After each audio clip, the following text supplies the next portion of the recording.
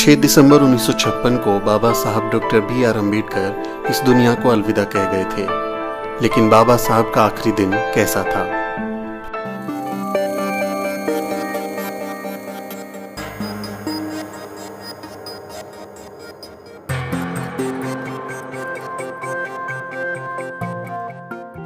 पाँच दिसंबर 1956 की सुबह डॉक्टर भीमराव अंबेडकर देर से सोकर उठे।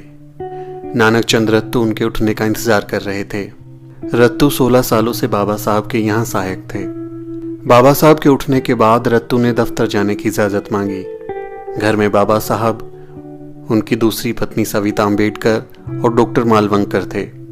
डॉक्टर मालवंकर मुंबई से उनके स्वास्थ्य की जांच के लिए आए हुए थे। दिन काफ़ी सामान्य था। दोपहर में सविता और डॉक्टर मालवंकर कुछ सामान खरीदने के लिए बाजार चले गए, लेकिन काफी देर तक नहीं लौटे। उस समय बाबा साहब घर में ही थे। करीब शाम 6 बजे रत्तू ऑफिस से वापस लौटे, लेकिन तब तक भी सविता अंबेडकर बाजार से नहीं लौटी थी।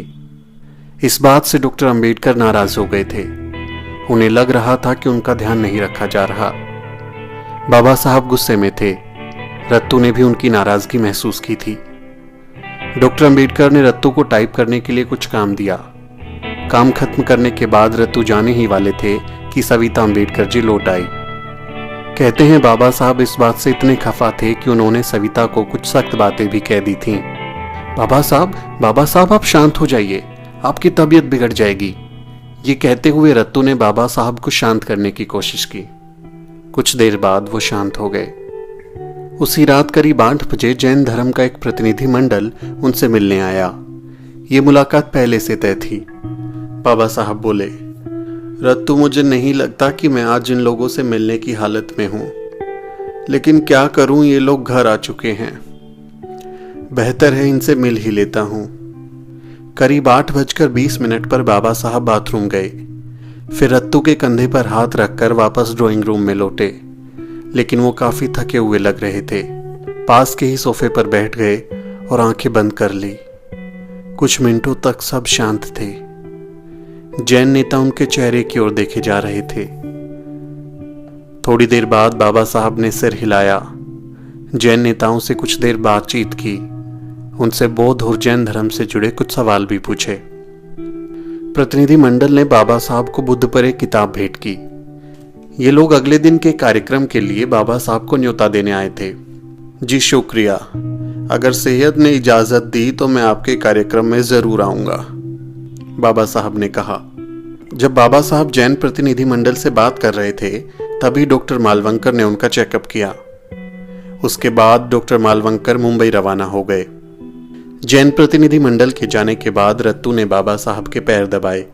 बाबा साहब बोले, रत्तू, क्या तुम मेरे सिर पर तेल लगा सकते हो? हाँ, क्यों नहीं बाबा साहब, रत्तू ने कहा।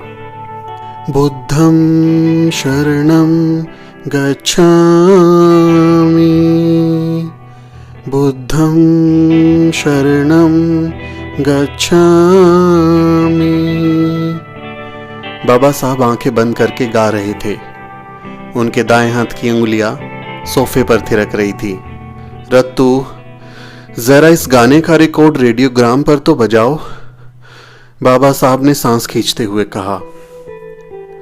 रत्तू, कुछ किताबें और दे दो, और वो द बुद्धा एंड धम्मा, उसे भी ले आओ। उसके परिचय और भूमिका पर कुछ काम करना है। तुम इन्हें मेरे बिस्तर की बगल में टेबल पर रख दो। मैं रात में इन पर कुछ काम करूंगा। थोड़ी देर बाद उनका रसोइया सुदामा आया और पूछने लगा कि बाबा साहब आप क्या खाएंगे, मैं क्या बनाऊं? बाबा साहब ने कहा कि वो केवल थोड़ा चावल खाएंगे और कुछ नहीं। बाबा साहब अब भी गाना बुदबुदा रहे थे। थोड़ी देर बाद रसोइया दूसरी बार उन्हें बुलाने आया था। वो उठे और डाइनिंग रूम में चले गए। वो अपना सिर रत्तू के कंधे पर रखकर वहां तक गए। जाते हुए अलमारियों से कुछ किताबें भी निकाली और उन्हें किताबें टेबल पर रखने को कहा। रात के खाने के बाद वो फिर अपने कमरे में आ गए। बाबा साहब कुछ देर तक कबीर का गाना गाते रहे। चल कबीरा तेरा भवसागर डेरा, चल कबीरा तेरा भवसागर डेरा। कुछ देर तक वो यूं ही बुदबुदाते रहे और फिर बेडरूम में चले गए। अब उन्होंने अपने टेबल पर रखी उन किताबों की ओर देखा जिसे उन्होंने रत्तू से रखने को कहा था।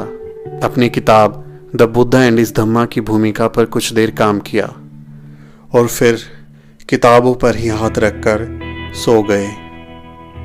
अगली सुबह जब सविता अम्बेडकर हमेशा की तरह उठी तो उन्होंने बिस्तर की ओर देखा। बाबा साहब के पैर को हमेशा की तरह कुशन पर पाया। बाबा साहब कई बार ऐसे ही सो जाया करते थे, लेकिन जब कई बार बोलने पर भी बाबा साहब ने कोई जवाब नहीं दिया तो सविता अम्बेडकर को एहसास हुआ कि बाबा साहब के शरीर में कोई हरकत नहीं है। वो जोर से चिल्लाई। उन्होंने तुरंत अपनी कार नानक चंद रत्तू को लेने के लिए भेजी। कुछ देर बाद रत्तू आए तो देखा सविता अम्बेडकर सोफे पर पड़ी रो रही थी। वो बिलख रही थी कि बाबा साहब दुनिया छोड़कर चले गए हैं। रत्तू ने बाबा साहब की छाती पर मालिश की और हृदय को हरकत में लाने की कोशिश की। हाथ पैर हिलाया डुलाया, उनके मुंह में कुछ लिक्विड डाला, लेकिन कोई फायदा नहीं हुआ। बाबा साहब शायद रात में सोते समय ही गुजर चुके थे। बाबा साहब उठिए ना, आप कुछ बोलते क्यों नहीं? देखो मैं आ गया, मुझे कुछ काम बताइए। बाबा साहब मुझे कुछ काम बताइए। रत्तू जोर जोर से रोने लगे। सविता अम्बेडकर के रोने की आवाज भी तेज हो चुकी थी। कुछ देर बाद रत्तू ने करीबियों को दुखद सूचना देनी शुरू की और फिर केंद्रीय मंत्रिमंडल के सदस्यों को बताया। कहा जाता है कि सूचना मिलते ही प्रधानमंत्री नेहरू 26 अलीपुर रोड पहुंच गए थे। कहते हैं नेहरू ये नहीं चाहते थे कि बाबा साहब का अंतिम संस्कार दिल्ली में हो, क्योंकि दिल्ली में वर्ण व्यवस्था के कट्टर समर्थक और बड़े वाले ब्राह्मणवादी गांधी की समाधि थी। नेहरू नहीं चाहते थे कि दिल्ली में गांधी से बहुत बड़ा कद रखने वाले डॉक्टर अम्बेडकर की समाधि बने, क्योंकि ये उनकी पार्टी और विचारधारा के लिए चुनौती बन सकता था। जरा सोचिए, मुंबई में चैत्य भूमि पर कितना जन सैलाब उमड़ता है। अगर बाबा साहब की समाधि दिल्ली में होती तो आप जन सैलाब की कल्पना कर सकते हैं। लेकिन नेहरू समेत कुछ लोगों ने उसी रात उनका पार्थिव शरीर मुंबई भिजवा दिया, जहां बौद्ध धर्म के अनुसार बाबा साहब का अंतिम संस्कार किया गया। मुंबई चौपाटी में हजारों लोगों ने उनके अंतिम संस्कार में हिस्सा लिया। आज चैत्य भूमि दलितों के लिए सबसे बड़ा तीर्थ बन चुकी है। बाबा साहब युगों युगों तक हमें यूं ही प्रेरणा देते रहेंगे।